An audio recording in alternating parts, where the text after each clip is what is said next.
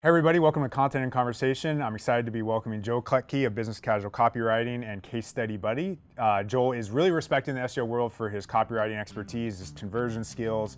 Basically is the go-to for everything that in the sphere, and he might not tell you that, but he's really well respected for that, and I'm excited to be talking about SEO copywriting with him today. Welcome, Joel. Yeah, thanks for having me. Yep. Besides my yup, that was awkward. Yep.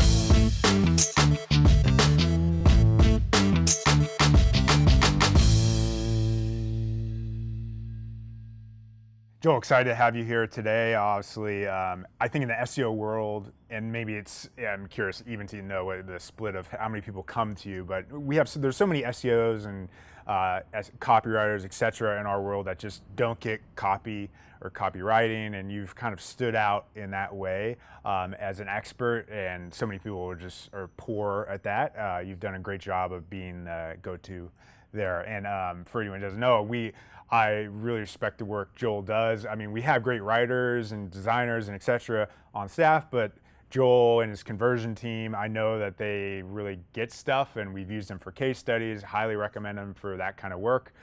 So plug for you there, Joel. Thanks. I really recommend it. But specific to SEO copywriting, which is here today, obviously a lot of those SEOs that are probably watching this and things like that. I'm just curious what your thought is about that term, what it says to you, what you think about it, and what that means for you. Yeah. So, I mean, I just want to preface it by saying, like, I came out of the SEO world. That was my first job, was running SEO campaigns. And so I was there to watch kind of as the whole industry started really paying attention to content as being important and really kind of tapped into it. And that established, I hate the phrase SEO copywriting. I really don't like that as a descriptor, because I think inherently when you start looking at content so narrowly through the lens of SEO, you miss so much that's important. At the end of the day, content is really communication. And so with SEO, there are things that are super important. Obviously, to SEOs, you need to have content to earn those links. You need to have content to drive that traffic. Mm-hmm. But the tendency is to look at SEO copywriting as its own field aside from all other types of copywriting. It doesn't work. SEO has to be a consideration, a part of that process, mm-hmm. But it can't be its whole own thing. It doesn't deserve to be its whole own thing. And when we make it its whole own thing, it really starts to suffer in some tragic and terrible ways. Yeah. Yeah, I imagine you've probably seen, and maybe you've even done a ton of cleanup for sites that basically some SEO analyst has done all their copy themselves, and then you go back and you look at that and it just sounds so robotic and terrible, and then you're the artist to clean it up in a real way. I think the challenge too is, like, people use SEO as a crutch. People want a set of black and white rules for putting together copy that guarantees it to work. So, I mean, we see this type of thing all the time in recommendations where it has to be 2,000 words, and we have to have keywords in the title, and we have to have this certain density. And so I think that's part of the problem is SEOs want to have this rule book for what makes copy work, what makes content work. The exact winning, yeah. Yeah, when in reality, those are nice guidelines, but you have to pick and choose. Sometimes one thing has to be sacrificed for the sake of the other. Sometimes not having the keyword in the headline means you can have a more compelling headline, which means more people are going to click and read and engage with that in the first place.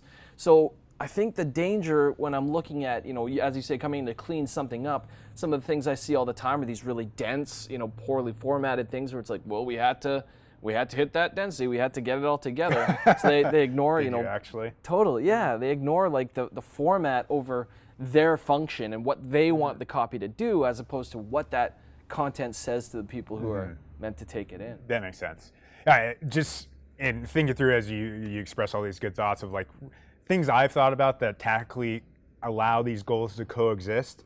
We have a specific client who has a setup where I think editorially you're completely right. Sometimes it doesn't make sense to put the keyword in there, and they've had even pushback from an SEO point of view. They're like, if you put the keyword in there, no one's going to click this article because it sounds boring, robotic, etc. I do think a decent way of walking that balance is maybe you have the URL as the keyword, and then the title short term on their homepage where people hopefully come back and want to click things and come back. They'll have the compelling title short term. and people click that and share it, etc. And then maybe it starts getting some links, rankings, and then after the fact, 6 months, even 3 months, you can potentially change the title back to SEO optimized keyword inclusion, assuming it doesn't break the focus of the article. I don't know what you thought. Yeah, no, I totally agree. I think, and I don't mean, when I talk about, like, I'm not trying to say SEO, like I had a meeting once when I was in an agency, and I was so disheartened because I was the SEO across the table and they were the content person. Said, oh, SEO, you mean the death of the English language, right? And as a writer, that like really hurt me. Like, no, like we can be on the same team, and you can. I think SEO has like a really important and critical role to play on the strategic side. That's part of what I love about the way Siege does things is you use SEO like a weapon to identify areas you can exploit. Identify things that you know your client can rank for, capitalize on. But the great thing that you do after you do that is not make that the only informant, not make that the only way that you go about tackling that. And so SEOs have a great opportunity to operate in a strategic role, to advise on the opportunities here. We can tackle this. We have the data to suggest we can capture this. But at that point, if you follow the SEO rulebook to try to do that, counterintuitively, you'll probably fail. Not make it. Yeah, because as you know, like, it's about more than just pulling all the right SEO levers. A truly great piece of content has to do more than just tick Google's all the boxes. Yeah. And it's the cliche, right for people, not for bots. We hear that a billion times, and it used to be the entire thesis of people's presentations at conferences. So we're tired of hearing that. But I think some to it. Yeah. It's about mastery, where you have all these, you described it really well. You have all these things are important. It can go in the URL. It can go in the headline. We can earn links. And it's a matter of figuring out, okay, where can we, like, what do we have at our disposal to exploit, and where do we need to relent to let other things like conversion take the wheel? So it's not about abandoning it. It's not about saying we just don't care about any of it. It's just a matter of, okay, we have lots of tools and lots of factors we can play with, and picking and choosing where and how you execute for that situation. Yeah, that makes sense. One thing I hear a lot about, and we've played with it ourselves, is like the idea of TF-IDF and things like that, term frequency and verse document frequency, for anyone who's not familiar with it. But generally, it's like co-occurring terms that occur on certain keywords and stuff. And there's like that advanced copywriting piece of it. And honestly, even though we're a content marketing shop, we've played with including that and things like that. I don't know that we've delivered great results with ever implementing that, because I believe, one, if you do search result analysis and do those basics, as you mentioned, like get the keyword in the title, get it in the URL, if it needs to be in the title that second, or you do it later. And then you just make something that's so amazing that's link worthy, share worthy, etc. and users want to click and share, etc. You don't necessarily need to do that. And I'd be curious if it sounds like you're on the same page with me, but in terms of those advanced like term TF-IDF, etc., how do you think that kind of falls into the SEO copywriting, or should it? Yeah, I mean, similar to you, for me, it's not a consideration at all. It's not that I don't think it's important, but for me, if we think about it in terms of amplifiers, right? The importance of, if you, let's say, really nail TF-IDF, right? What's the amplifier on that? Like, what multiple is that going to impact your outcome versus, to me, the human factor is the biggest multiple there is. You can have something that doesn't, again, check that TF-IDF box or isn't perfect from that SEO viewpoint. But if it clicks with people, that's really what we're trying to do. When we talk about copy, when we talk about content, what we're really talking about, and I think people miss this even though it sounds obvious, it's communication. It's having a conversation. We're trying to share an idea, communicate a viewpoint, get people engaged with something. If you focus on the mechanics of that versus the actual conversation you're having, you miss probably the biggest multiplier. Did it land with people? Were they excited about it? Did they want to share it? Did they want to link to it? And I don't know if you agree, I still think links are the biggest factor. I mean, once you have them, you can shape the content a little more, but without those, you're not going anywhere. So if you focus on that first, and is this something that people are going to want to link to? Is this something that people are proactively going to want to share? If it's not, again, like I said, you might be ticking off the smaller multiplier and go, yeah, we nailed it for search. but you'll never come up short gain on the the other traction side. that other pieces that focused on that human conversation. You'll never match them. Yeah, I agree. I mean, I think there are those percentages, and you mentioned like if you get to perfect for TF-IDF, but you come up short on the other thing, and you get perfect TF-IDF, and something about that scenario makes it so no one wants to share that. You won't get the 10 links that if you had been in the 50% of that range, you would have, because naturally you're thinking about communication, titles, the excellence of that copy that really someone who is deeply focused on that thing rarely does. I think that can make up for that. And as you mentioned, it's like, obviously all these things are a combinatory equation that factors into success or not. And I think that makes a big difference.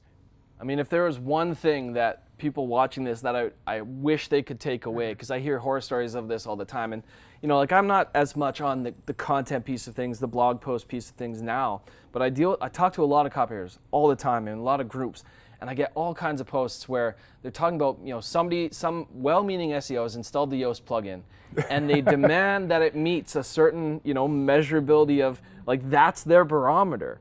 And if the writer doesn't hit that, they're like, no, we need to revise it. If there's one activity I wish we could get rid of through this video, it's that. Like, that is not the way to evaluate whether or not a writer has hit the target for the piece you wanted to put together. That, like, nice little red or orange or green metric, that's not your barometer for is this thing good for SEO. That's such a simplistic way of looking at it. And that's kind of what we were talking about earlier, is you have to, good, people who are good at what they do, they understand the rules and the environment they operate in. People who are masters at what they do know how to bend and break and when to apply them and how to do it differently. And so the great SEOs, the great companies, SEO companies doing content, they understand the value of the rules and also the value of knowing when to break them and what to obsess about and what to go. It's just not that important. I mean, one thought I had as you say that, and I would just be curious your opinion on this, is I totally agree on knowing when to break Yoast or break those best practices and et cetera. But how do you think about scale? So it's like, I imagine the New York Times, and you can't I doubt all of them can be prolific SEOs and know that baseline. So in some ways, having some constraints like that sometimes might help nudge them. But how would you think about educating a team, training a team, knowing when to break those rules at scale for a big publishing team? I think there's some things that will remain constant no matter what. I think there are rules that you can teach to writers that no matter what they're putting together, you can help them understand the concept of, okay, for example, what goes in the URL. That's always going to be an easy win. That's always going to be something that it's never going to change. If you can get the keywords in the URL, that's not going to be a make or break. Teaching them meta descriptions. So if you have your writers writing meta descriptions, teaching them to focus on that being compelling and baking in the target phrase in a natural way, that's a constant. That's never going to change. And so you can teach certain elements to the writers to have them apply. Helping writers understand at least the concept of writing around a semantic theme and getting them to consider, you can give them a keyword list. You can say, these are the things we're targeting, and kind of say, these are the phrases surrounding this that if there's a natural way to work in. And that stuff happens not so much in the initial writing phase, but in the editing phase. So when you look back and say, we've got a solid piece, here are the small changes we can make to incorporate, versus here's the things we need to incorporate, and then trying to edit in personality and stuff after the fact. It doesn't work that way. So I think there are consistent things you can teach to a writing team, consistent guidelines, but they're waypoints. They're not the objective, the directive. So you're saying, when you write something like this, make sure you incorporate something in this way versus hit a 25% keyword density, which is ludicrous and impossible. That makes sense. It's not on a writer's radar to do that naturally, but other things you can teach them. I mean, you had an interesting point there that it sounds like, and I think I agree with you, in terms of the timeline, is you can change, like incorporate some SEO elements into copy, and obviously set it up front in terms of the topic and things like that, but should you do that before or after? Like, you have to be 2,000 words, but you said more so maybe we can add those elements afterwards versus force them in before as a rubric of something to hit. Yeah, the word count thing drives me crazy because your length of piece should be determined by how much is there to say, not, okay, we have this arbitrary keyword count that we need you to hit because Google says so. Long word. I mean, there's certain conversations that warrant 2,000 words. They'll be compelling, they'll be interesting for that whole 2,000 words. But the minute that you take a concept that's the size of a pea and try to like blow it up into this huge thing with it doesn't work that way. And so I think what's exciting for me now, seeing a change in the industry, is the whole idea of pillar pages and having these central hubs of deep content, authoritative on a topic, and then having these offshoots that allow the offshoots to be really focused and targeted on just that idea. And they all work together, they all pull together. You're considering the whole content ecosystem as opposed to just one-off piece on this, one-off piece on that.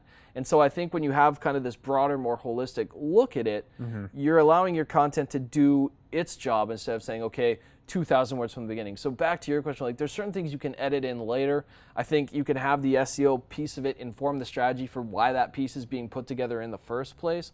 But something like a word count, I don't think I'd ever want to go back and say, well, you only wrote 500, we got to beef this up to 4 times that. It's just, it's not the way good conversations happen. If you can get an idea across in a compelling way in less space, do that. Because again, that human amplifier, if I can get the core of the idea in 280 characters, maybe that belongs as a tweet and not a 2,000 word blog post. I guess I'm curious, is there any nudging on that perspective? You say no word count. Could you say we ideally want this 1,000 plus? Right. Does that even make sense, or you just use your recommendation saying go write about what is content marketing, whatever you think is outcome is outcome? I think it's more, again, if you step away from the word count as the goal and say, okay, what does a piece about what is content marketing, what does it have to communicate? I think coming up with a skeleton, an outline, here are the ideas we need to cover, give them as much space as they're due. And so let's say for me, I'm writing a piece on how to write a case study. That could be, you know, a checklist, literally, like step 1, interview your customer, step 2, and that could be the whole piece. But for that to be valuable to people, if we're thinking through it, we know that for that, to answer that question well, we need to give people more detail. Whereas something like what was the score of, you know, the Browns game, we don't need to give them a 2,000 word document because they're coming for a very concise piece of information. So I think it's more about defining how much detail does the audience need for this. So I do think, yes, you can give a guideline and say, ideally, we want it to be an in-depth piece. We want it to cover these pieces in detail and give the writer the use case. Is this a guide? Is this a quick guide? Is this a, you know, is it something someone should be able to consume in 2 minutes? You can define that. And I think when you define the objective and the use case and you make a logical skeleton of here's what we want to cover, the word count takes care of itself. They'll write to the level of detail they need to cover that. But where a lot of companies, and I think people fall on their faces, you know, if you've got one idea and it's well explained, and then like, shoot, well, we got to beef this up now to 2,000 words. Why, right? So I'm not saying like throw caution to the wind and just hand it to her and say like, go whatever. For it, figure it out. I think skeletons and briefs and some concept of what you want to get out of it is good. I would just say if someone comes in at, you know, 1,600 words, don't send them back to do 2,000 unless there's more you can add to that conversation by doing so. That makes sense. So on that wavelength, I also think about one thing we task our team and our writers to do is to make the best thing on the search result. So there is that balance of, and I'm sure that comes into some people's mind and they misapply the skyscraper technique of like, they need to make the best thing so they equate length to best in this scenario. So how do you solve for that? So I'm curious, like on the short, or do you have any tips for, if you have a short definition on what is content marketing, do you have it co-occur where it's the best thing, it's short, if it needs to be short, etc.? Yeah, I mean, and this is harkening back. I did a talk for Moz ages ago about this very thing. So this is bringing back all the memories, putting that together. I think it's about finding your angle. Like for example, you know, best opportunity might be take the same topic but approach it in a different way. Or for a slightly different audience, go for a smaller audience who's really, really going to care about that. So for example, in speaking with a copywriter this week, they're trying to break into the wellness niche. And there's so many people publishing things and a lot of the information feels the same. But the angle she's found that she's passionate about is framing this through the lens for women of color in the space who are super underrepresented. And so it's a smaller audience, but it's a really active, really passionate audience where if something good comes across the table, they will link to it, they will share it, they will get excited about it, maybe more than the broader audience who's being blasted to all the time. And so there's strength in, you might get a bigger response from a smaller group by narrowing down. So I think something like that, it's about finding your angle, finding, can you bring something to the table that hasn't been done? So if the best piece in the space right now, let's say it's all writing, which, close to my heart, but let's imagine, well, maybe a video, or maybe adding in some visual elements here, or maybe we can beat them just on our design. I mean, the way that information is presented has such a huge impact. If you look at even say like Client Boost, another agency in the space, part of what they're so good at and so strong on, and I believe their like first total hire, like their first hire was a graphic designer, and their content looks incredible, like that, yeah. right? And similar to Siege, like your content looks incredible. It looks the part of the best in class resource. And so because you've got this team of people that can bring icons, bring elements, bring custom design, that piece is more enjoyable to consume because there's these little Easter eggs and flourishes, there's icons and pictures and things that the information might be on par with what's out there, but the experience of that information is so much better, than like a WordPress static theme, and okay, the info's good, but it's not fun to consume. So I think part of what you guys do very, very well, and what I think other people are missing, is, again, content and copy. My job as a copywriter isn't just to understand what I need to communicate, but to work with designers and work with people on how that's communicated. Because it makes a huge difference. So just separating yourself on the quality of the design and the experience of that content, like I said, I think that's something you've done really well and other people can learn from. Yeah, I appreciate that. And I love also that it's almost, even though you're probably a copywriter at the core, you're speaking to, it almost sounds like at the core, you're really a communicator. Yeah. It's like, it doesn't have to be copy. It can be communicated in design and video and whatever the route is. And really it's about communicating in the most compelling format that there is. And sometimes that's not copy. And I agree with that thought process. And we also say it's like copy obviously is a huge part of it. But a lot of the time in today's like fragmented world where no one wants to read anything, you need design, you need scannable setups and etc. There's an element of truth to it. I do think our attention spans are shorter, but I also think it's a huge misnomer. So I think people don't want to read stuff that sucks. But there's the never-ending battle between, well, should it be short, should it be long? And we see that in SEO, we see that in conversion especially, like should we have a long sales page, should we have a short sales page? And people mistakenly assume, well, if we have a 6,000 word sales page, nobody's going to read that. And yet, routinely we'll see in some tests, this big long thing did way better, or this really short thing did way better. And so, well, what's behind that? If we unpack that a bit, people need to read something that meets them where they're at. So let's say that I'm a super aware prospect, or I already know a lot about the issue or the problem. I don't need to get as much from you to make a decision or to be engaged or to be entertained. I just need to jump to the heart of it. And so if I'm a most aware type of prospect, you just need to tell me the deal, and that can be done really quickly. Whereas if I'm less aware, I don't fully understand my problem, or I don't fully understand even the solutions that are available. And this is in terms of sales pages, not necessarily a piece of content. That makes sense. But if I need more educating on my own need and your solution, then yeah, having a longer conversation is natural. It makes more sense to do that. And so I think what it comes down to is people do read, but it has to be something they care about. You have to give it to them in a way that keeps them going. People still read the papers. People still read, long reads, and people, still go through like, I don't know if it was Sportsnet or Sports, or like who it was, but they had this like huge long, it took like multiple hours to get through. It was this really interesting thing about football and like the future of football, and had all these interactive elements. People loved it and they still consumed it. And it's not that people don't read, but that piece did a fantastic job of hooking you in and keeping you there and walking you through. So I would caution people from falling back too heavily on the issues. Well, people don't read anymore. They do, but it has to be something that applies to them, they care about, and hooks them and keeps them. I mean, the standards are higher and higher too. Like they're getting saturated with a lot of things to read. Yeah. So you have to hit them quickly up front and set those expectations. And one thing I think with like what is content marketing is just like a side thought. I do think you can make something great there with copy and experience and etc. I do think there's, to an extent, still only so far you can go with a definitional quick answer type thing. And in those kind of situations, I think sometimes you win actually on the credibility of who it's coming from. Totally. And it's like, if you have that best experience where you still do the amazing thing, but you've also done it 200 other times, that's when you become the New York Times or the New Yorker, where you're clicking that article, even though it's the exact same definition of what is content marketing or whatever, you don't care that it's still a very punchy because it's from the New Yorker, it's from the New York Times. You trust it. So totally. I mean, there's thousands and thousands and thousands of resources on, for freelancers, for example, how to price a project. But the differentiator isn't, okay, I've got the most complete. For some people, it's like, I've got the most complete piece on this.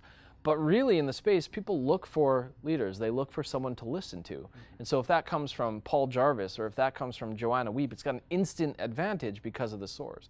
And I think that's something that's not really considered, in a lot of spaces as well, is how do we over time deliberately turn ourselves into an authority? How do we deliberately over time deliver something in a way that they care about not just the subject matter, but who it comes from?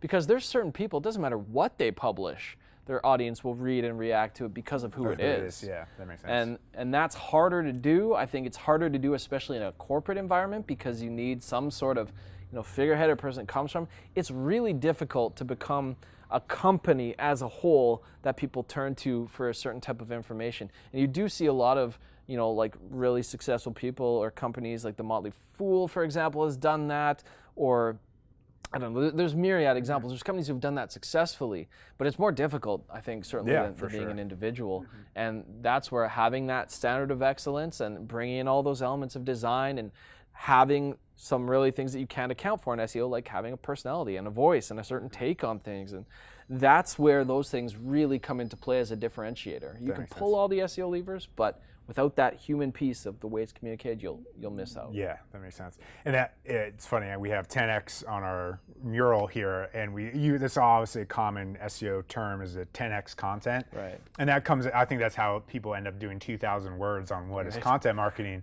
But I really think it's like a lot of times 2x content done over and over and over again. Maybe it's not even really 2x, it's more like 1.2 more realistically.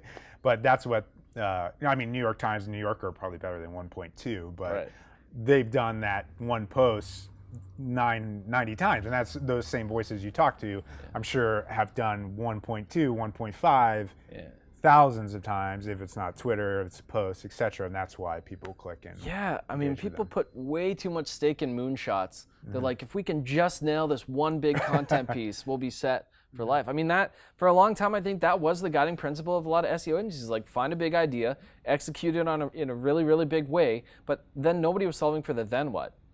Okay, what do we do next? Like, once we've done this once. And your whole site's horrible and you can't convert. Right, like I don't think I've ever really subscribed, or like sometimes like I'll get on an email list because of this one big thing, right?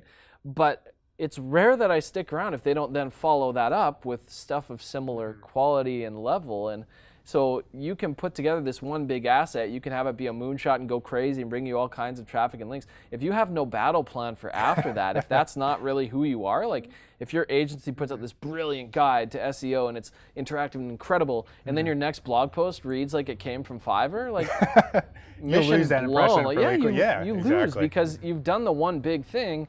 But it's like you say, I think it's better to be consistently jabbing over time and doing sustainably great things over time than to be just constantly shooting for moonshot after moonshot. Because the moonshot, there's only two ways it can go. It either pays off in spades or it totally flops. And now you've got this huge, sunk cost and why didn't this happen? Versus, consistency over time. You have room to fail. You have room to learn. You have room to make mistakes.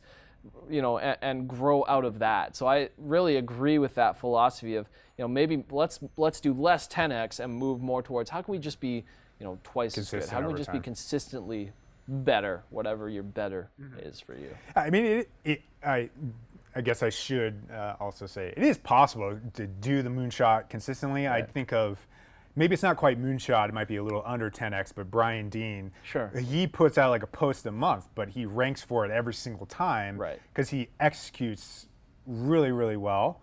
And he does put them out, seems like every month or so. So at least he's resonating, he's making another impression, and the next impression isn't bad, like you mentioned, it's good.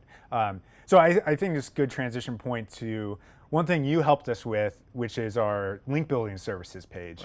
And I think for SEOs, as of today, published a month or two ago. I think we're starting to get traction. We're close to bottom of page 1, etc. It'd be good to sell, but secondarily, we'd like it to rank for link building services as well. Right. We offer that as a service through content marketing. You helped us, one, be aware of the SEO element of that, and also write compelling copy that will hopefully serve both aims. So I think it'd be useful for people to hear your thought process, especially for the SEO world, how you walk through that, how to do that, and how you might recommend other people do that as well. Yeah, so there is literally a blueprint for those watching this. If you want to go read about how I put that together on my blog, I wrote a piece about how to write a services page that converts. So, that's there. But to talk through it, like I mentioned, I came from the agency world. I know link building. I know those pain points.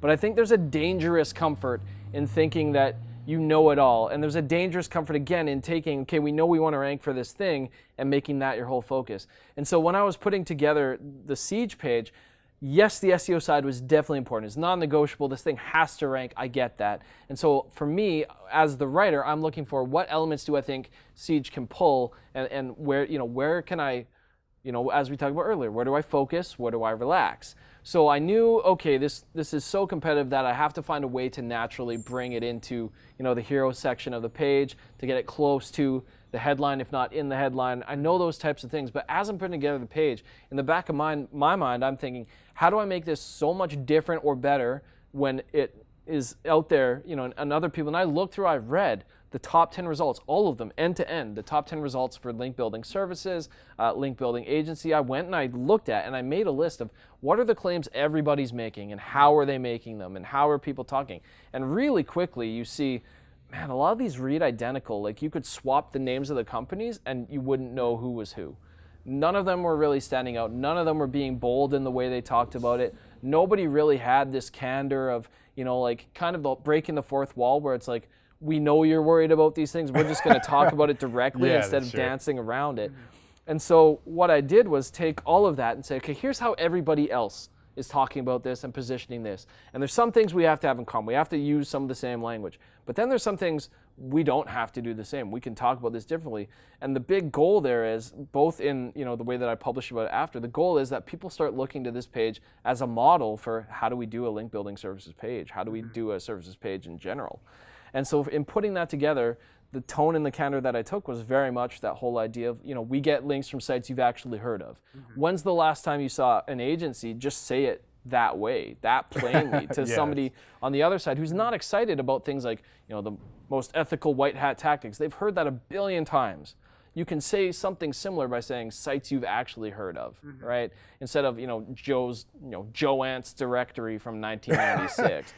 And so it's a balance of, take the factors you have to use, take the constraints you have, but then be creative within those constraints. I think constraints can breed creativity. So find a new way to say an old thing and to bake in some of the old with a lot of the new. And I think that's something that we were able to accomplish, large and in part because you guys were willing to say, we don't have to be like everybody else. We don't have to say the words white hat tactics. We don't have to talk about the fact that, this could wind up getting you penalized. Like, again, we addressed that idea, but we did it a different way. We didn't say, oh, doom and gloom, like, get this wrong and you'll be on the, the wrong side of a penguin. Like, we were able to say link building shouldn't feel like gambling, right? That's a relatable metaphor. For somebody sitting in a VP marketing chair or a founder chair, they get that. They go, I don't want to send my money to a company that I don't know what they're doing and what the outcome is going to be. And part of what we were able to do is play off your strengths and say, we're really scientific and systematic about the way we do this, so it's not gambling. It's not really a question of if, it's when we'll hit something that works for you. Nice. So it's like I mentioned, like, find your constraints and then be creative in them. Communicate in a way that, go look at your competitors, read what they're doing, find all the stuff everyone else is saying, and just find a new way to So spin. is that your, assuming typical bottom funnel page, like link building services that you do for other clients, is that your exact same process? For the most part. I mean, there's so much context, right? Like, for some services, it really is just a matter of who gets found first, gets hired first, right? Like, for a less sophisticated client, it really can be all about, you show up there, and as long as you're halfway decent, you're probably going to earn the sale. So for example, when we talk about something like a driving test, right? You can have a terrible site, but if you are the first practice tests people find, they'll engage with that, right? So there's something to that. That's not the be all end all, but there's something to that side of it. But when I'm working with a client, a big part of my job is understanding the context with which somebody's going to, look at them. For you guys in particular and for other clients, we know they're comparison shopping. Someone searching link building services probably isn't stopping at result 1. They're probably going on saying, okay, this is a big deal for us to find the right person. They're probably window shopping and looking at a few people. And so my job is really, I have to, whatever I put together for that client has to look and feel and sound entirely, like I said, their own. So you can't swap out some other company's name and go, this could be the same person. Right. Or the same company. And so that is a big part of what I'm doing. I think another big part of what I have to do in those situations is understand, we talked about awareness earlier, and how much for bottom of funnel, or even wherever in the funnel I'm working on, let's say I'm working on a marketing site, my job is to understand how aware is the typical lead who's hitting this page, or what is the context and circumstance? Are they window shopping? Are they trying to be educated? How much do they know about their pain? How much do I have to educate them on that? And so for me, it's about establishing context and then having the right conversation in the right order with a lead. So another thing we did really deliberately on your page, for example, is it systematically answers questions that a lead's gonna come in with. So, okay, what is this thing? Is it for me? Why should I choose them? Who else has chosen them? Where's the proof? Okay, if I believe you, now what? That's a logical conversation. Whereas again, a lot of companies go, okay, we've got this big call to action, and then they'll just randomly chuck stuff in. So here's a bunch of proof we can do what we say we can. Right. Here is, a testimonial, because we heard those were good. Here's a big list of our process, because you should probably know that. Here is, this and that. And so they make this it's all the right ingredients, but mixed together the wrong way. And so for a lead, they're reading through that okay, that's the right answer, but for the wrong question. That's not the thing I needed to know and understand to be able to even care about what you're telling me next. And I think depending on where you're on the funnel, a lot of companies get that wrong too. So the classic is a lot of sites, whether it's agencies or software that I deal with a lot, they do a fantastic job of answering the what. Brilliant job of answering the what. We do this. Great. What they do a miserable job of is why. Why should I care? How's this going to help me? So they say, okay, time tracking software for entrepreneurs. With no why. What makes you different or better? Why should I keep reading this homepage? What's your differentiator? And so they stop at that and they go, great, we're done. We're going to rank so well for this. And then people come and don't buy. Right, they don't buy because you haven't given them a reason to care. And whether it's content, like blog posts, whether it's a marketing site, whether it's a landing page, the biggest question you have to answer so fast is the why. If you hold off on the why, I think there's this big tendency, especially in blog content, but everywhere, to want to do this grand reveal where it's and here's why you should care, and here's the impact of this thing. Whereas if you don't get that across right away, and Brian Dean does this brilliantly in his own stuff, he's here's how I've used this tactic to get X result, and that's his why, and that's his hook, and it doesn't matter how long the post is after that, people want that result, so they'll read it, right? So you have to communicate the why, and do that fast, no matter what situation you're in. Nice. Yeah, kind of going tangent off of that, maybe I'm selfishly interested in this, because we do hire a lot of writers. Right. We probably angle it differently than you. We hire content marketing specialists that we task to be great writers, and also marketers. And writers should be a good marketer, so that's its own thing. But curious how you'd recommend hiring writers, how you do that, what's your process, et cetera, et cetera. Yeah, I think the biggest blind spot for a lot of companies is you should definitely look at their portfolio of work. Ask them to provide you with samples they've already worked on. I had a big conversation on Twitter this week about don't ask for free samples. Don't try to get them to write you something custom for free. That is so shady, and you're putting the cart way before the horse. So I always start with process, and I get them on a call and I talk to them and I get my impression. I ask them, when you're thinking through a piece or whatever it is, a case study, what's your approach? How do you do that? And I compare the way they're talking about what they intuitively know to do versus the thing that we've spent time refining. And I'm looking not for them to be perfect, because if you find somebody who can just nail your voice and tone and process straight out the gate, never let go of them, ever. Because that's not the way, we talk about how this is communication, right? You've got a way you like to communicate. Your brand likes to communicate. You've got a way that you like to put things out there. You don't realize how much of that is not intuitive. It takes time to learn your expectations. So I start by talking about their process, and then trying to educate them a bit on ours and how we do things. And then it's a matter of, if I feel the candidate, I look at their work, I might talk to some references, and I ask questions about not so much, again, their end product, but just ask questions like, did this go through an editor, right? So I need to understand, am I seeing their work, or am I seeing their work on the other end of somebody's frantic editing? Yeah. I ask about, were they punctual? Did they deliver on time? Did you get a sense that they asked a lot of questions and really cared about getting it right? A good writer asks questions. If you get a writer who doesn't ask questions, takes no interest in that and just says, yep, send me a brief, not a great fit probably, because a good writer wants to nail it and they know they can't without asking questions. Or if you send them a brief and they don't come back with any concerns at all, it's a little bit of a red flag for me. I'll wait to see, but it's a little bit of a red flag when they're not interested in asking questions. So you start with process, you look at their work, talk to some references if they're able to provide that, and then when I've narrowed down the candidates where I get a good feel for you, then I'll do small paid test projects. So I'm not saying client work. I'm not saying, okay, we're going to do a 3,000 word case study, but I'll give them, for example, what I've found helpful for us is I'll give them an assignment we've already done.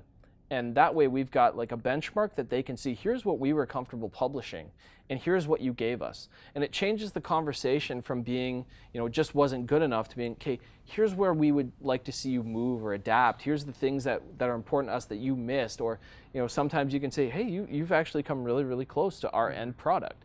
And that'll give you the truest sense of, okay, how close are they? Once you've identified someone, I think the biggest thing that I would advise companies is you have to have a degree of patience. It's like I mentioned, if they nail it straight out the gate, fantastic, never let go.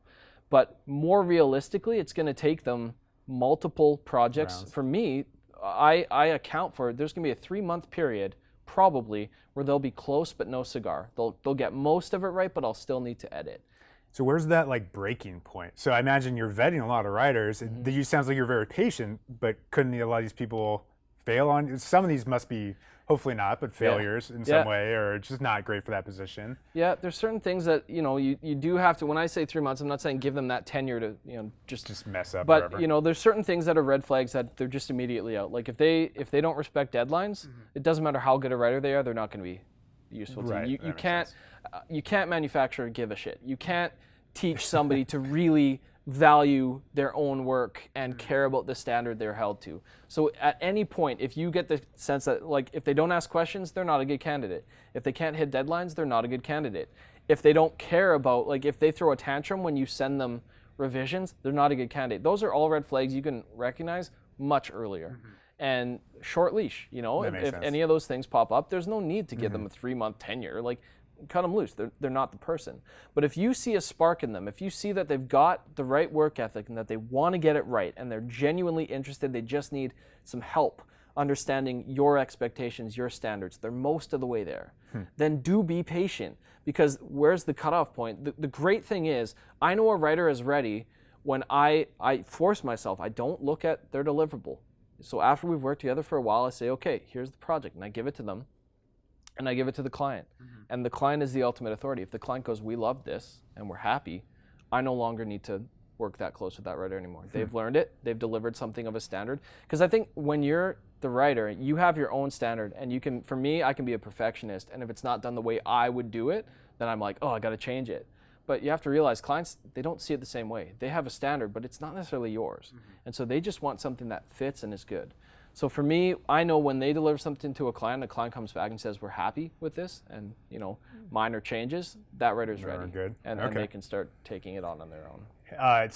I saw that conversation you had on Twitter, and I found it interesting. We walk a middle line there. So what we do, we're testing for our outreach process primarily, and within that vein, we see their writing skill. So we do a test project of people they might reach out to and then have them write templates. But what we do is we give a 3-hour window. Okay. So we're not saying send 100 emails. We're saying do this in 3 hours, set timeline, and we don't pay for that, unfortunately. Right. I think we have realized in other scenarios, we do the same thing on design, but I agree with your general thought process of use the same benchmark, like use a benchmark for every single person. We've now literally, I realize in some situations we might mix it up, but we're using the same test for everyone. So now we have a reference point for this person that came in and that's a rock star. Right. We see what theirs look like compared to this person that just interviewed. It's relatively easy to tell. Right. And we're not using that work to actually make money in any way. It's just Right. to evaluate their process. Yeah, I mean, there's room for disagreement too. I think for me, the big thing that I was trying to rail against there is there are companies that ask for production level work straight out the gate. They say, go write us a 3,000 word post. That's totally inappropriate. That's ridiculous, yeah. Like to me, that just tells me that a company does not respect the value or the process. They don't themselves understand the time and energy and effort it takes to get that right. Because for me to nail something for a client, it's not just a matter of sit down, keyboard, read another thing, write a post. To get into somebody's voice and tone, like that's hard to do. It takes time. So I guarantee you might be giving them a 3-hour window. They're probably spending more because to do it really well, they have to. I mean, unless you're sitting and timing them. That's what we do. Okay, so if it's actually live, that's a little different. But I think there's a reasonable scope, right? There's a difference between, okay, do this thing that's production ready and we're going to use and it's going to take you a day versus here's, something small and simple and whatever. I think there's room for disagreement. I think at the end of the day, though, my big thing is just there's companies that want to test every writer. They do no due diligence. They don't do anything up front to qualify them at all. They make the test the entire qualifier. And the thing is, too, they could crush your test and be a miserable git to work with. They could miss deadlines. They could have a process that doesn't, they could ace that piece of it, but there could be red flags elsewhere. And so for me, I think the thing I'm just trying to encourage agencies and companies to think about is do a better job vetting up front. And then when you get to the point you've got a candidate you're happy to test, I'm not saying pay them like your large, big rate, but it's nice to at least compensate them in some way for that piece of their time. That makes sense.